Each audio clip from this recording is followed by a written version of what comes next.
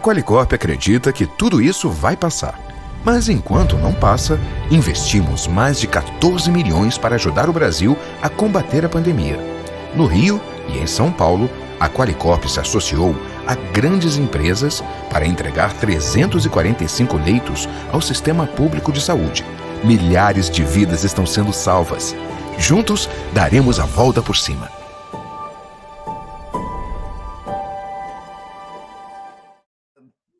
Eu gostaria de, em primeiro lugar, dar boa tarde para todos, para todas. Gostaria também de parabenizar o nosso presidente, o Felipe Santa Cruz. Gostaria de parabenizar também o Marcos Vinícius Furtado, meu presidente da Comissão de Estudos Constitucionais. Gostaria de parabenizá-los por quê? Porque nessa pandemia tiveram a ideia de montar esse difícil seminário ou congresso ou o que vocês queiram denominar, mas é uma reunião de especialistas, é uma reunião de advogados, é uma reunião que serão discutidos os problemas maiores deste período de crise, deste período extraordinário que a pandemia trouxe para todos nós. Hoje, eu tenho o prazer... Como vai, doutor Clemerson? Tudo bem?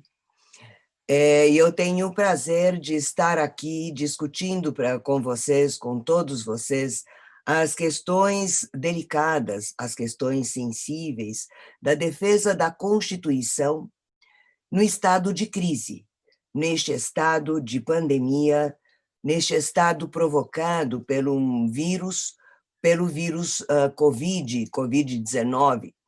Aliás, Covid-19 me faz pensar muito que deveria ter acontecido tudo isso em 2019, mas não 2020. Mas nós estamos no meio da pandemia, e no meio da pandemia, os advogados têm que pensar sobre a defesa da Constituição. Neste pensamento sobre a defesa da Constituição, eu estou muito bem acompanhada. Eu vou primeiro, em primeiríssimo lugar, citar o meu grande amigo, que eu respeito muito, é meu colega de faculdade, o professor André de Carvalho Ramos. O professor André de Carvalho Ramos, ele é professor do Departamento de Direito Internacional da USP, São Francisco, das Velhas Arcadas. Além disso, eu aprendi muito a respeitar o seu pensamento na área eleitoral. Ele é procurador da República, e atuou junto ao Tribunal Regional Eleitoral aqui de São Paulo. Na realidade, eu aprendi muito por intermédio de seus pareceres, e acho que muitos devem saber, outros não, mas eu tenho historicamente registrada uma disciplina que é a democracia em todos os seus sentidos, E um dos mecanismos da democracia são as eleições. E, portanto, a área eleitoral me é muito, muito próxima, é apaixonante, e eu aprendi muito com o professor André. Professor André, mas além do professor André, eu tenho aqui me acompanhando nessa mesa extremamente nobre, extremamente ilustre, o professor Clemerson Clevi. O professor Clemerson Clevi também eu aprendi muito a partir das suas lições, de seus livros. Direito Constitucional, é professor titular Direito Constitucional na Universidade Federal do Paraná, professor titular Direito Constitucional do Centro Universitário Autônomo do Brasil, Unibrasil, e ele tem o doutorado pela Universidade Católica de Louvain, na Bélgica. O professor Clemerson também, e eu tenho realmente uma grande admiração pela obra do professor Clemerson, pela produção intelectual que ele oferece para todos nós. E também tenho nessa mesa a professora, a doutora Natália Masson. A Natália é mestre em Teoria Geral de Direito e Direito Constitucional pela PUC Rio de Janeiro e está fazendo doutorado, está terminando o doutorado por uma das universidades mais tradicionais do mundo, que é a Universidade de Coimbra, a Faculdade de Direito da Universidade de Coimbra. Muito prazer, acho que a doutora Natália é a única que eu não conhecia antes. Muito prazer, eu aprendi muito também da técnica, da nova técnica da nova pandemia do coronavírus, e vou aproveitar os seus ensinamentos. Eu estive com a doutora Natália um pouco antes de todos, do André e do professor Clemerson entrar aqui na sala, mas hoje nós vamos falar e fomos convidados a falar neste painel sobre a defesa da Constituição em períodos de crise, e nós estamos num período extraordinário de crise.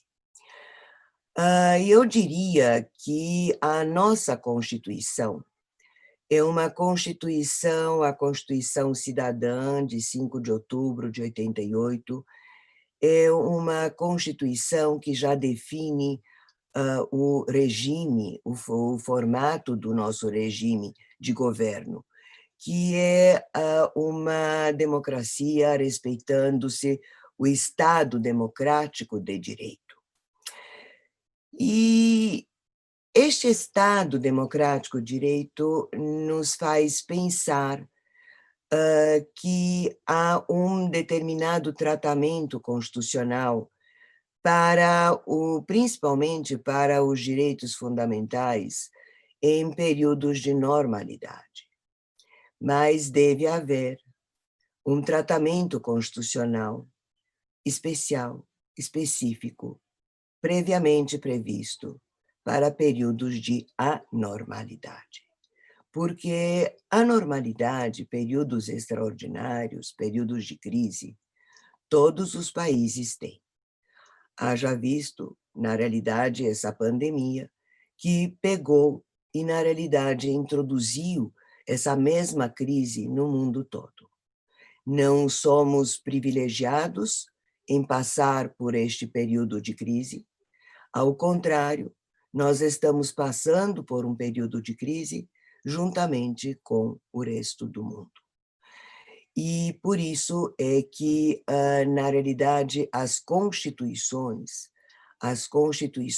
devem ser defendidas, devem ser preservadas, e não pelo fato de termos um livro rotulado Constituição, mas pelo fato de que uma Constituição traz o sistema de tutela dos direitos fundamentais, os direitos de todos nós, os direitos da cidadania.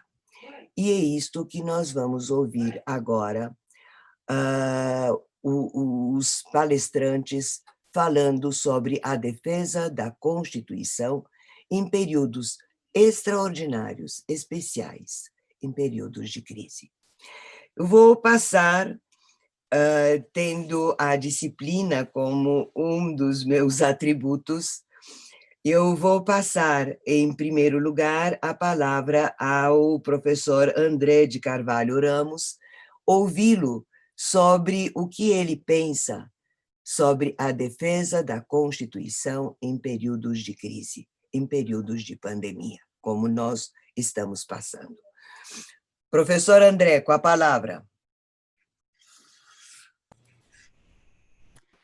Obrigado, professora Mônica.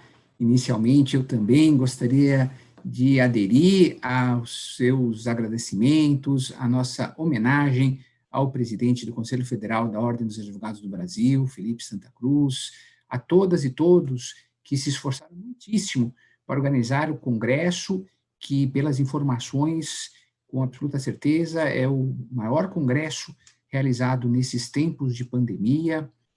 Gostaria também de aqui cumprimentar virtualmente os meus colegas aqui da nossa mesa virtual, iniciando pela professora Natália Masson, que tenho agora a honra de conhecer, e o nosso professor Clemerson Cleve, grande amigo, creio, professor Clemerson, que completamos este ano 25 anos, né, do nosso convívio, e será para mim uma excepcional oportunidade, claro, junto com a audiência, de aprender com a professora Natália, com o professor Clemerson, e sempre o prazer de reencontrar a professora Mônica Herman, que lembrou do meu passado como professor da área de direito eleitoral, fui procurador regional eleitoral, e sempre, claro, vinculando isso à gramática dos direitos, à proteção de direitos. E já que temos aí um prazo muito exíguo da nossa apresentação,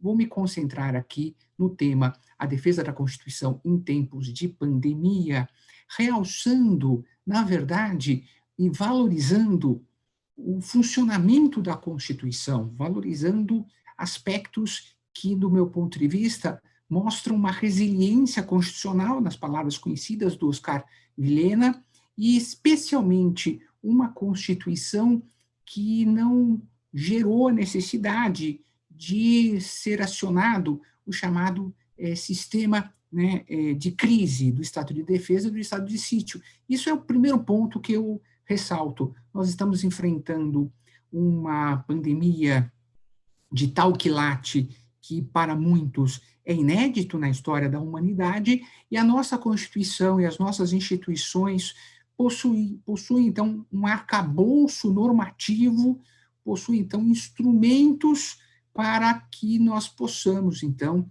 ter um cotidiano, claro que de excepcionalidade, mas sem que houvesse a necessidade, até o momento, de invocação do chamado sistema de crises, né, estabelecido na própria Constituição.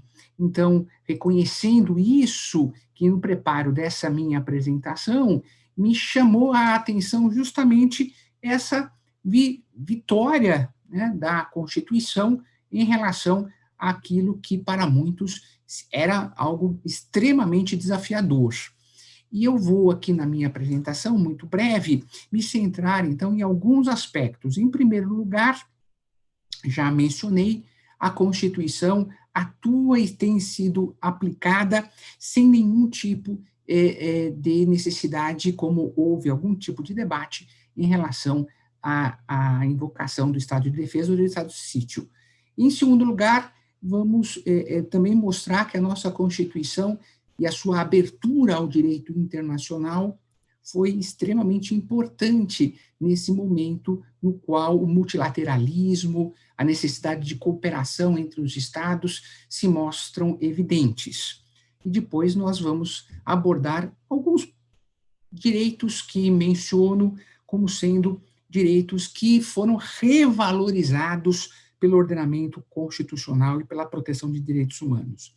Em primeiro lugar, em relação, então, a essa abertura da Constituição ao direito internacional, já em 1988, então, já estava claro que a Constituição cidadã, no pós-ditadura militar, não desejava uma postura xenófoba, uma postura refratária ao âmbito internacional, e por isso nós temos o artigo 5º, parágrafo 2º, o artigo 7º das disposições constitucionais transitórias. Nós temos, então, em diversos momentos, essa abertura e a generosidade constitucional em relação ao direito internacional. Isso foi muito importante no atual momento, porque justamente um dos pontos mais importantes nessa atuação dos poderes públicos e de toda a sociedade em relação à pandemia é uma atuação que deve estar em colaboração, em sintonia com a Organização Mundial da Saúde. E, por isso, foi muito importante que, quando a OMS, em 30 de janeiro de 2020, declarou a sexta emergência internacional, após a identificação de mais de 7 mil casos de pessoas infectadas com o chamado novo coronavírus, né, o Covid-19, quando ela faz essa declaração dessa emergência internacional, essa emergência internacional também vai ser apropriada pelo Brasil, quando a OMS declara uma emergência de saúde pública de importância internacional. Isso gera, de acordo com a própria Constituição da OMS, então, uma necessidade de coordenação de esforços, porque é um evento extraordinário que constitui um grande risco de saúde pública para todos os estados da comunidade internacional, porque há uma disseminação internacional de doença. Isso exige uma resposta internacional coordenada.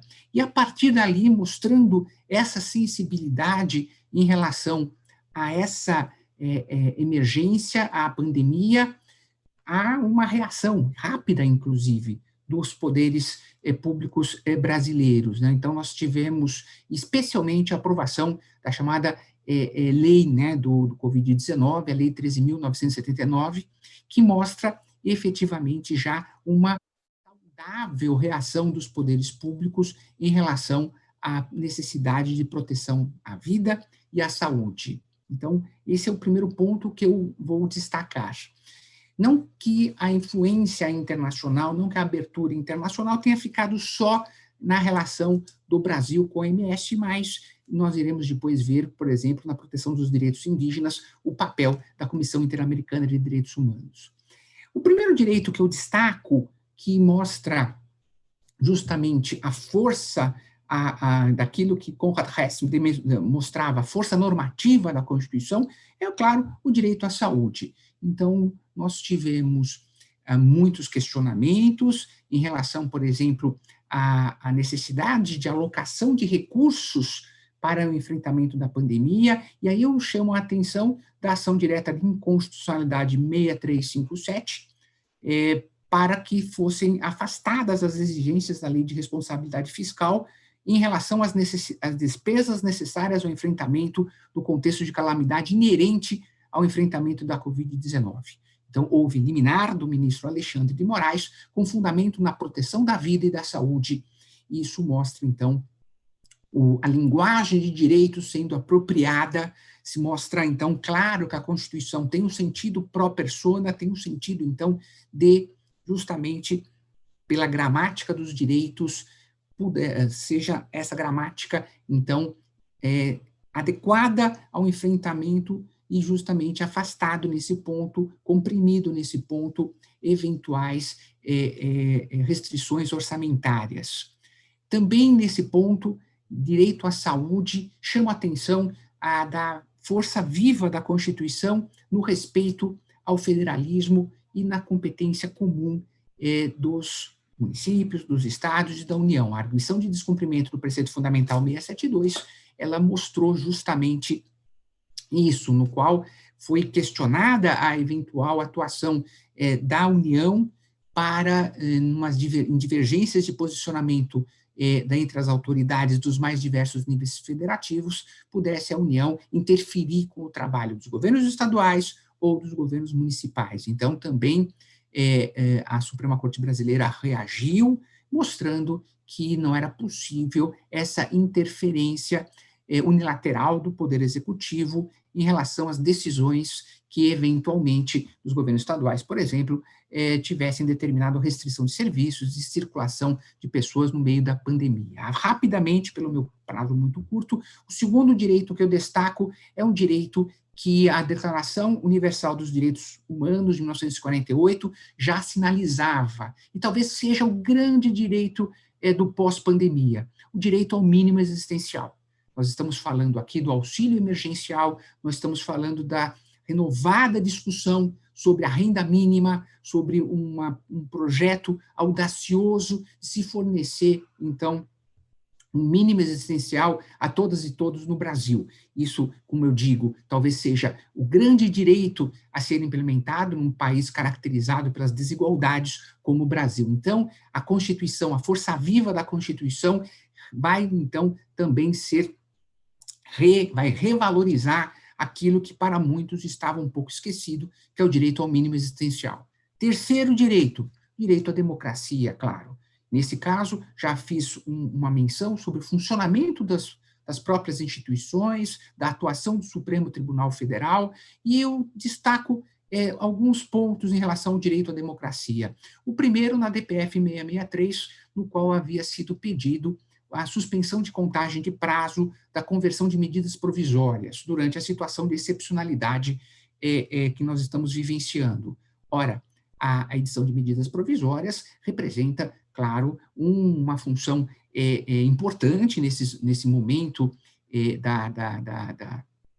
de pandemia, porém, essa suspensão de contagem de prazo transferiria uma parcela muito grande do Poder Legislativo ao Poder Executivo, e por isso não houve a concordância do Supremo Tribunal Federal, mostrando, sim, que os representantes eleitos do povo no Congresso Nacional têm uma voz, têm um papel muito importante, especialmente durante os períodos da pandemia. Segundo ponto que eu chamo a atenção diz respeito à polêmica envolvendo o poder moderador das Forças Armadas, a reinterpretação do artigo 142 e a reação, inclusive da própria Ordem dos Advogados do Brasil, pareceres, ou seja, a reação pela qual ficou muito claro que numa democracia a palavra final sobre a interpretação da Constituição dos direitos caberia ao Supremo Tribunal Federal e talvez em uma tentativa aí de ampliação, uma proteção multinível a órgãos internacionais de direitos humanos. E, num terceiro momento, o direito à democracia também foi extremamente valorizado com a solução engenhosa capitaneada pelo ministro Barroso, na presidência do Tribunal Superior Eleitoral, de um adiamento, ou seja, não suspensão das eleições municipais, mas dentro da excepcionalidade, então, uma prorrogação, um aumento do prazo para a realização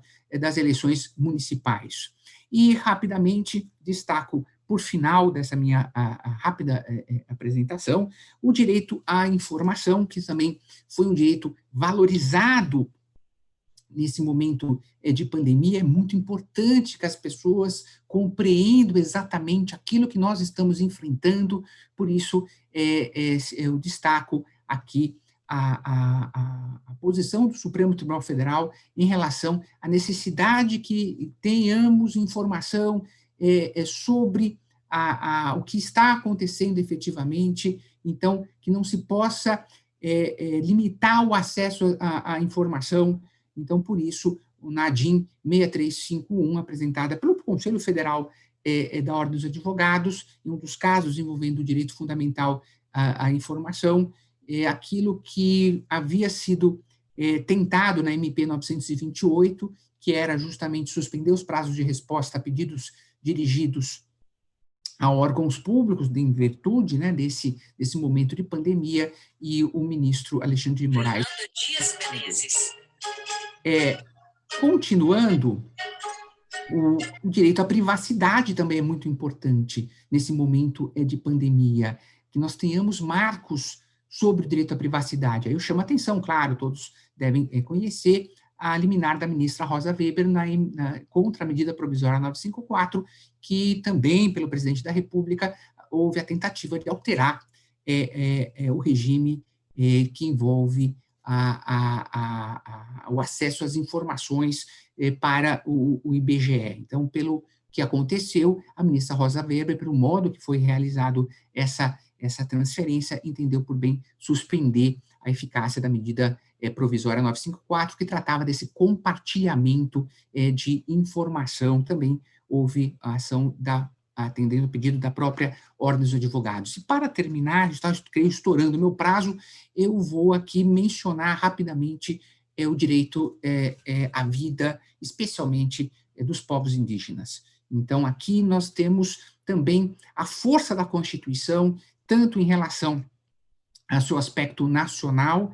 Então, nós tivemos a DPF 709, iconoclasta, que o ministro Barroso deferiu medidas para a proteção dos povos indígenas em isolamento ou povos indígenas de recente contato, com criação de barreiras sanitárias, e faço menção também à medida cautelar da Comissão Interamericana de Direitos Humanos, que agora, em julho de 2020, ela solicita ao Brasil, ao Estado brasileiro, medidas de proteção a favor dos membros dos povos indígenas, Yanomami em especial, e que, nesse caso, estariam em situação de risco. Inclusive, a Comissão Interamericana fala de um potencial genocídio em virtude dessa situação grave da pandemia, de presença ilegal de mais de 20 mil garimpeiros no seu território, fomentando o fluxo do vírus nas suas comunidades, contaminação de pessoas, da população pelo mercúrio,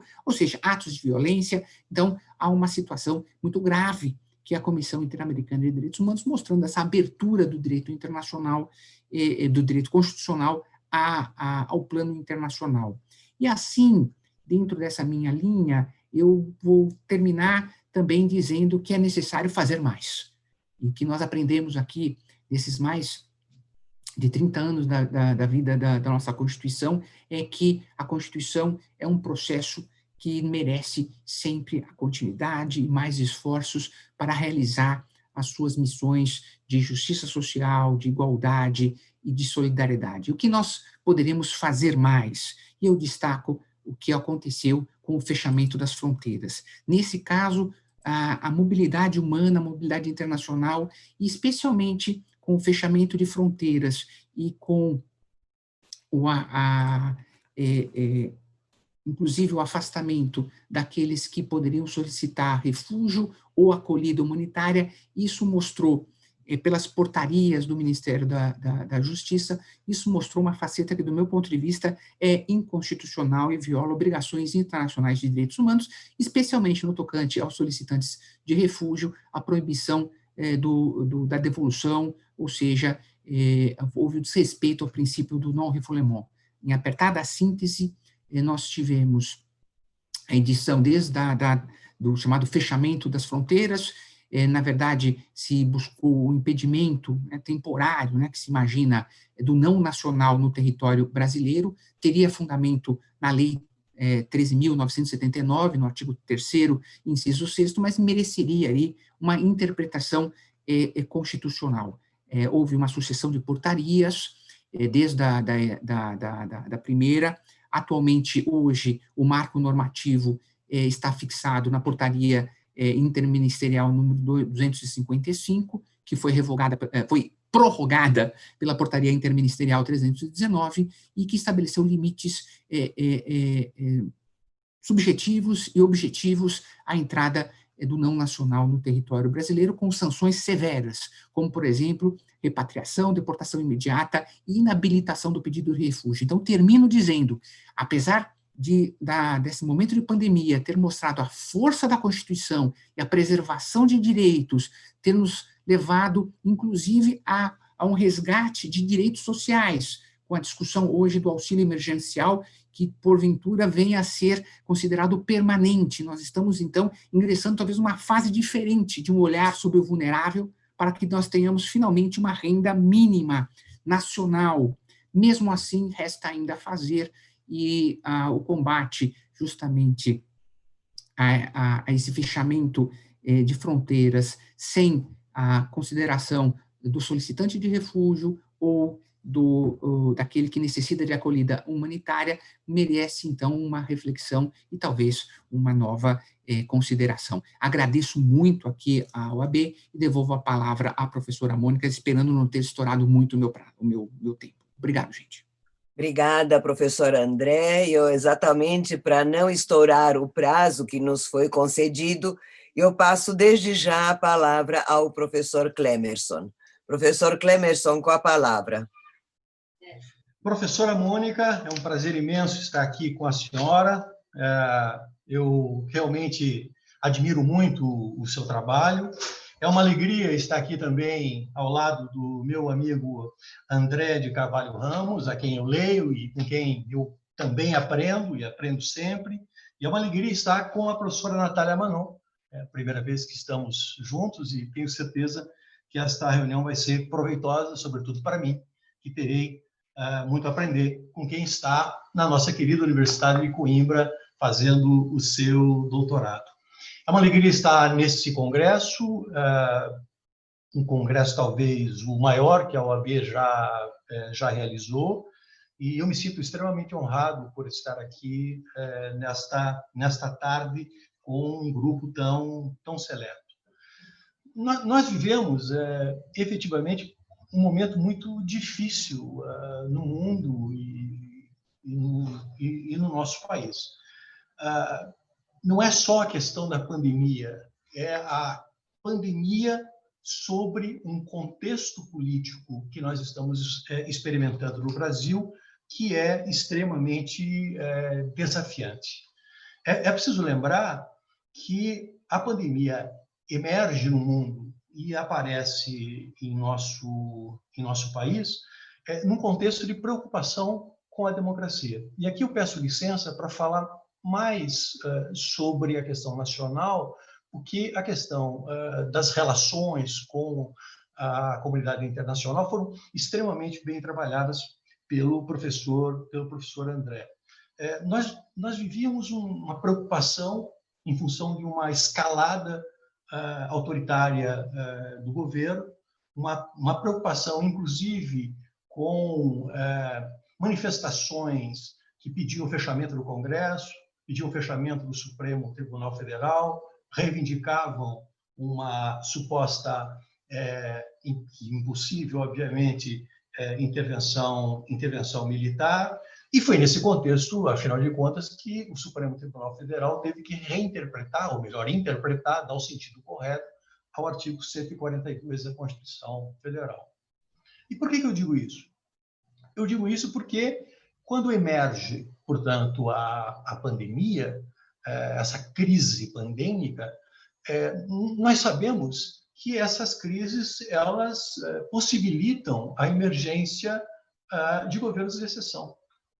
São exatamente nesses momentos que os governos de exceção, de alguma maneira, conseguem se sustentar ou se legitimar.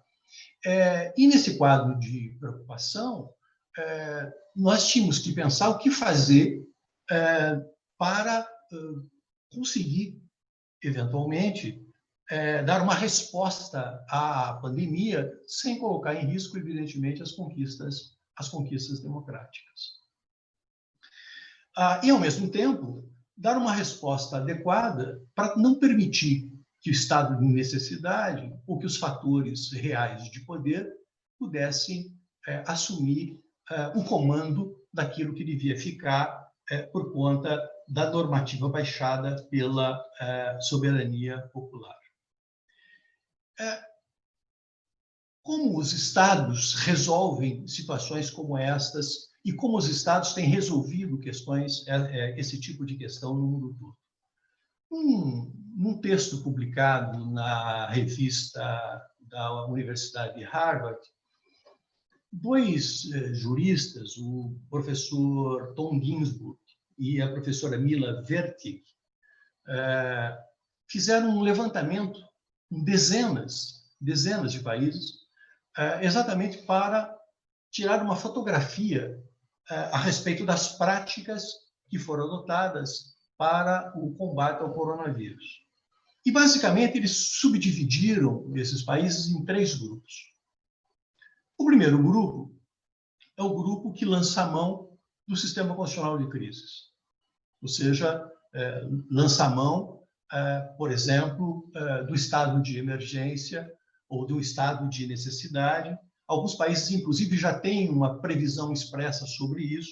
É o caso, por exemplo, da França, que fala no estado de emergência sanitária. É claro que, nessas circunstâncias, delega-se poder para o Poder Executivo, as medidas excepcionais são tomadas, mas sob o crivo do Poder Legislativo, o controle, a fiscalização do Poder Legislativo e mesmo o controle do Poder Judiciário. O segundo grupo é um grupo que lança mão de legislação infraconstitucional já existente. Nesse grupo, nós podemos colocar, por exemplo, os Estados Unidos. Portanto, as medidas são tomadas sem necessidade de invocação de providências de combate à situação de crise que possa levar à deflagração ou à provocação do sistema constitucional de crises. O Japão também seguiu nesta linha. Portanto, nessas circunstâncias, há uma delegação da autoridade normativa para o Poder Executivo, para o combate da pandemia, para a proteção dos direitos fundamentais, inclusive restrição dos direitos fundamentais, exatamente para a proteção final dos direitos fundamentais, levando em conta, obviamente, que os direitos fundamentais não são absolutos, que precisam ser ponderados com outros interesses da coletividade, sobretudo, admitindo a compressão legítima desses direitos para um bom combate e para a preservação da saúde pública e da vida das pessoas que compõem a sociedade. A Itália também atuou nesse sentido, e assim a Bélgica. O terceiro grupo é o grupo que precisou aprovar nova legislação. Então, há países que aprovaram leis infraconstitucionais, que aprovaram reformas constitucionais para dar conta de uma situação que seria uma situação inusitada. Nesse grupo, por exemplo, nós podemos citar a Noruega, a Europa, e Gana, na África. E nesse grupo também se encontra a Hungria. O grande problema desta hipótese é a possibilidade de medidas que são adotadas para uma circunstância serem mantidas indefinidamente. A Hungria, por exemplo, com o presidente Orbán, tentou, evidentemente, isso, embora o Congresso húngaro tenha tomado medidas que surpreenderam, inclusive, aqueles que imaginavam que isso não pudesse acontecer diante da escalada autoritária que nós hoje testemunhamos na Hungria. E qual foi o papel, qual foi o caminho adotado pelo Brasil? O Brasil adotou um caminho todo próprio. Por um lado, nós tivemos reinterpretação de legislação nacional operada em virtude de ações de controle abstrato pelo Supremo Tribunal Federal. Inclusive, em função de uma inusitada ou inédita interpretação conforme, se manifesta uma releitura, por exemplo, da Lei de Responsabilidade Fiscal. Isso depois não perdeu o sentido por conta da aprovação de novas leis complementares no caso. Mas também em função de alteração constitucional, é o caso, por exemplo, do orçamento de guerra, é o caso, por exemplo, do adiamento das eleições. Eu me refiro aqui a duas emendas constitucionais, a emenda 106 e a emenda 107, e também em função da aprovação de legislação infraconstitucional. Portanto, o Brasil adota um caminho todo próprio, um caminho diferente. O nosso sistema constitucional de crise, na verdade, não daria conta de uma pandemia como essa, por conta das exigências, por conta dos direitos que eventualmente podem ser suspensos, e nem, obviamente, intervenção federal, de modo que esta solução que nós adotamos foi a solução mais ajustada, foi a solução mais correta. Poder-se-ia, nesse momento, imaginar a hipótese de uma alteração constitucional, de uma reforma constitucional, para contemplar, no sistema constitucional de crises, uma outra possibilidade, como aquela que é prevista na França, de um estado de emergência sanitária. Nós podíamos pensar nisso. Mas, na verdade, não há a menor necessidade. Isso é pensável, isso não é necessário. No quadro constitucional brasileiro, nós adotamos um caminho, nós temos preservado, portanto, a Constituição, e esse caminho tem sido, do ponto de vista jurídico, é preciso que se diga, do ponto de vista jurídico, ele tem sido um caminho exitoso. Então, eu imagino que não há a necessidade de, doravante, daqui para frente, contemplar mais uma hipótese no nosso sistema constitucional, de crises. Então, esse foi o nosso caminho. E aqui eu preciso ressaltar, e eu faço isso seguindo a lição do professor André, um papel relevantíssimo do Congresso Nacional nessa circunstância e também do Supremo Tribunal Federal. Ou seja, o tão criticado Congresso Nacional, por todas as razões, e razões que fazem sentido, mas também razões que não fazem sentido, ele tem respondido às necessidades do país com a celeridade correta e, mais do que isso, tem sido mais generoso do que o próprio Poder Executivo, o que parece ser óbvio, em função das medidas que ele tem adotado. Então, vamos começar. O Congresso Nacional aprovou, como lembrou o professor André, a Lei 13.979, que dispõe sobre as medidas de enfrentamento da pandemia. Quer dizer, aqui ele abre um quadro legal que vai permitir ao Estado brasileiro, por meio da União e das coletividades federadas, vai permitir o enfrentamento da crise. Aprova também a Lei 14.010. O anteprojeto era um anteprojeto de iniciativa de uma comissão de juristas presidida pelo presidente Toffoli, seguia o exemplo de outros países, e essa lei, na verdade, trata das relações privadas durante a pandemia. Aprova a emenda constitucional 106, tratando, portanto, do orçamento de guerra, ao qual eu já me referi. Aprova a emenda constitucional 107, autorizando o adiamento das eleições municipais, e uma medida que foi negociada com o TSE, foi negociada com os partidos políticos e foi negociada também com a sociedade civil.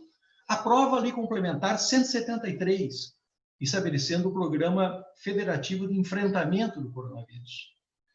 E altera a Lei Complementar 101 de 2000, contemplando recursos agora para que os estados, o Distrito Federal e os municípios possam, portanto, combater o coronavírus. Então, nós precisamos lembrar que o Congresso Nacional tem aprovado as medidas necessárias para o combate à pandemia, tem atuado como uma espécie de caixa de ressonância da sociedade para a defesa, portanto, do direito à vida, do direito à saúde, do mínimo existencial e dos interesses, portanto, da população. E tem sido mais generoso, eu repito, do que o Poder Executivo, e a maior prova disso é a aprovação de uma renda emergencial 3 vezes superior àquela proposta pelo Ministério da Fazenda. Então, esse tem sido o papel do Congresso Nacional. E o papel do Poder Judiciário ou do Supremo Tribunal Federal também não tem sido diferente. O Supremo Tribunal Federal tem passado, ou vem passando nos últimos anos, por momentos muito delicados. A sua autoridade tem sido colocada, muitas vezes, em risco. A sua legitimidade é uma legitimidade que não é aceita, lamentavelmente, por todos. Nós vimos manifestações antes da emergência da pandemia, depois da emergência da pandemia, defendendo simplesmente o fechamento do Supremo Tribunal Federal. Percebemos que isso foi, de alguma maneira, resolvido a partir daquele polêmico inquérito das fake news, que é relatado pelo ministro Alexandre de Moraes, mas também o inquérito que cuida das atividades antidemocráticas, cujo relator também é o ministro Alexandre de Moraes, e, diante dessa circunstância, esses ataques diminuíram. Mas nós precisamos perceber que a pandemia proporcionou a emergência, pelo menos nesse momento, de um novo Supremo Tribunal Federal. O Supremo Tribunal Federal, além das críticas que sofria, ele se apresentava muito dividido. E essa divisão vem de alguns anos para cá. E ele se apresenta, neste momento, oferecendo de maneira célere as soluções adequadas e, ao mesmo tempo, com uma convergência impressionante entre os ministros. Vamos só fazer uma análise mais detalhada disso. Quais são os papéis que, normalmente, a doutrina, sem nenhum questionamento mais profundo, falando assim, a partir do senso comum teórico dos juristas, quais são os papéis que, normalmente, a doutrina reconhece para o Supremo Tribunal Federal? Basicamente 3. Manter o equilíbrio federativo, de alguma maneira, garantir a efetividade da normatividade constitucional, sobretudo dos direitos fundamentais, e, nesse último campo, quando necessário, atuar um papel contra-majoritário. Nós podemos dizer, isso foi inclusive lembrado pelo ministro Alexandre de Moraes na sua palestra nesse congresso digital da OAB, que o Supremo Tribunal Federal tem atuado essas 3 funções de uma maneira absolutamente adequada. E aqui eu vou relembrar algumas decisões da Suprema Corte, muitas delas já foram mencionadas pelo professor André, mas que são importantes para o caso. É o caso, em primeiro lugar, da ação civil originária, aforada pelo Estado de São Paulo, com liminar, que permitiu a utilização dos recursos que seriam destinados ao pagamento da dívida pública do Estado de São Paulo para a União, a utilização desses recursos exatamente para o combate ao coronavírus. Essa medida depois foi estendida para a maior parte dos estados brasileiros. A ADI 6.357, também relator Alexandre de Moraes, que autoriza o poder público, e eu já me referi a isso, a partir de uma inédita interpretação conforme de dispositivos da Lei de Responsabilidade Civil, da Lei da Responsabilidade Fiscal, a fazer gastos não previstos, portanto, no orçamento. Essa lei depois perdeu objeto em função da aprovação de uma lei complementar. A DPF 672, também aforada pela OAB, lembrada bem pelo professor André, relator também o ministro Alexandre de Moraes, que reconheceu, portanto, a competência concorrente, a competência comum, ambas, na dimensão administrativa e na dimensão normativa, para a edição de medidas administrativas ou legislativas necessárias para o combate à pandemia. Por gentileza, Professor, faltam 10 minutos para encerrar o painel. Ah, é? Pois é, então, me perdoe. Então, eu lembro, para garantir o direito à vida, esta DPF, para garantir a transparência, ADI 6351, a ADI que está protegendo os povos indígenas, a DPF, que é relatada pelo ministro Fachin, proibindo, portanto,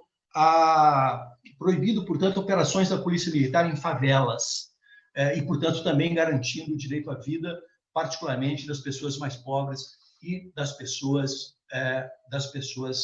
negras. Então, o que não funcionou? Para concluir, o que não funcionou? O Poder Executivo. Ou seja, o que faltou? Faltou liderança. faltou gestão, faltou cuidado, faltou cooperação.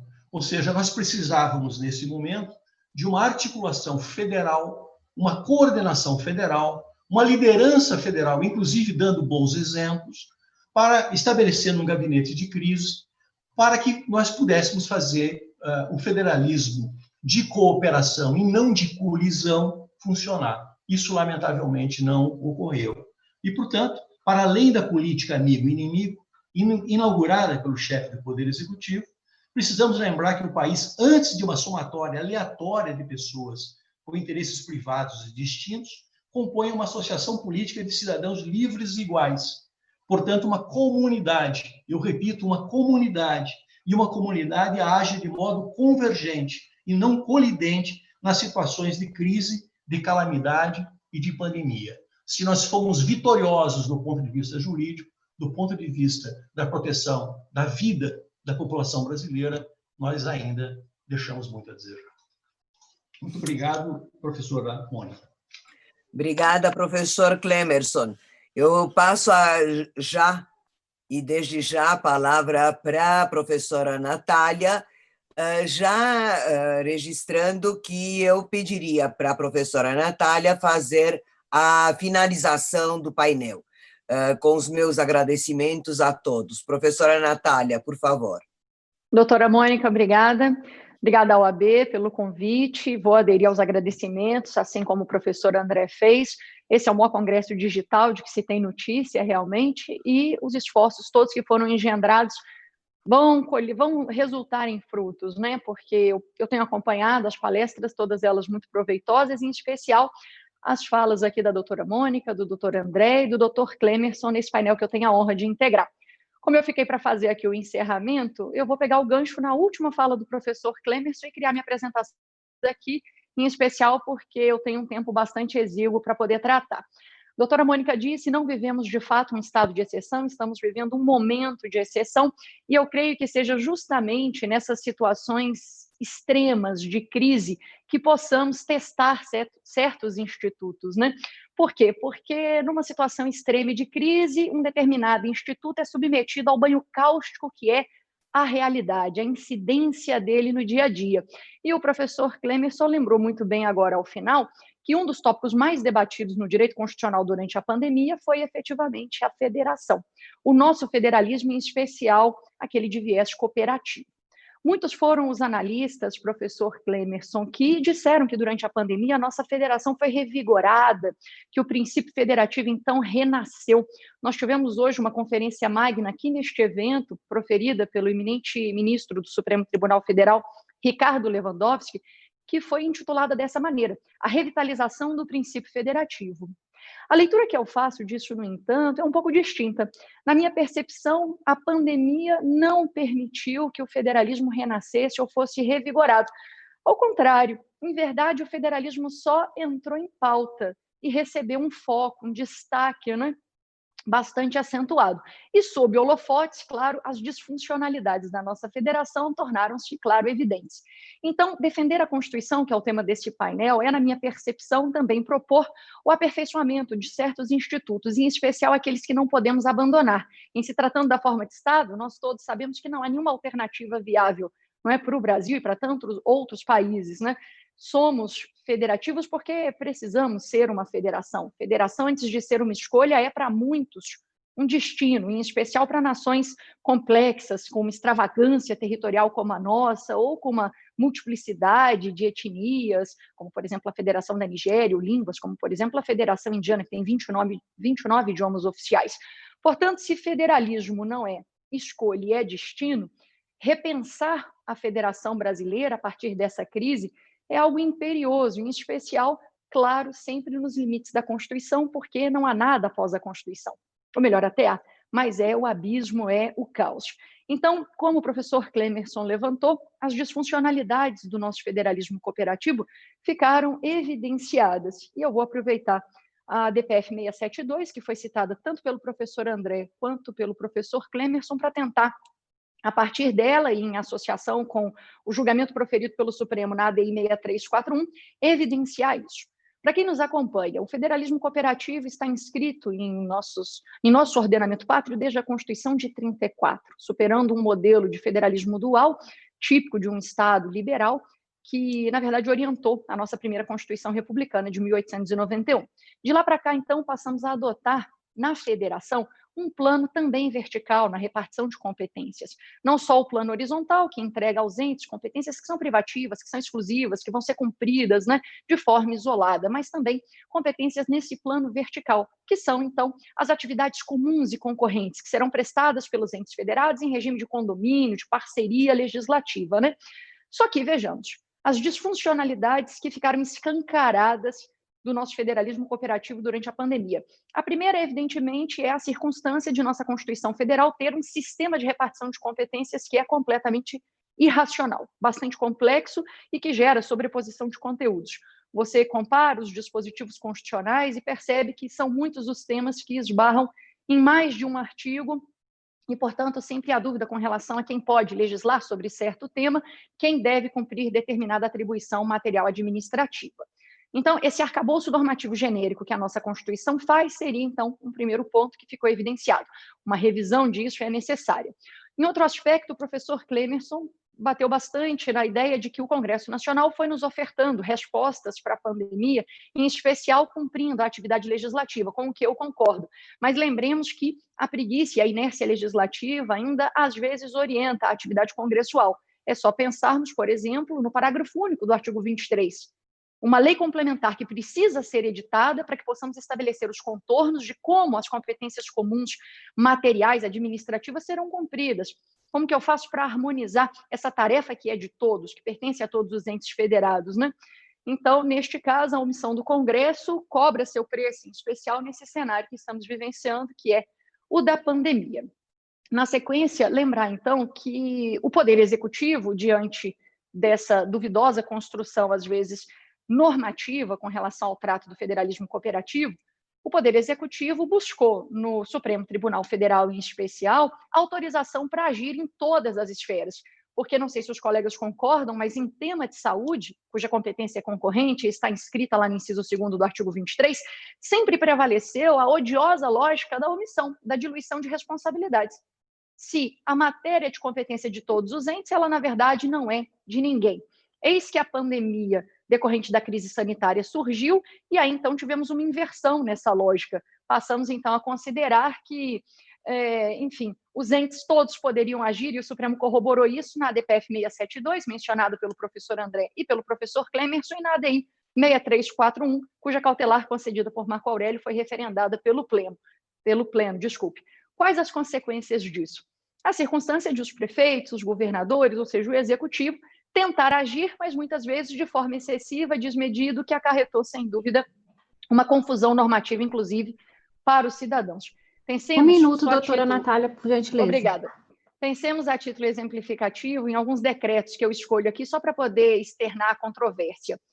A Bahia, o Estado da Bahia, editou o decreto 19549, determinando o fechamento da fronteira de diversos municípios. Claro que, a pretexto de proteger a saúde e, evidentemente, tentar conter o avanço do vírus, o que eles fizeram foi simplesmente inviabilizar o direito de indivíduos que estão residentes em outros municípios do estado de terem acesso à rede hospitalar de Salvador, que é a capital e, obviamente, é a mais estruturada da Bahia. Chegamos também ao absurdo de termos um decreto em âmbito municipal, eu falo de um decreto lá em Tamandaré, em Pernambuco, que fechou uma rodovia. Um troço inconcebível.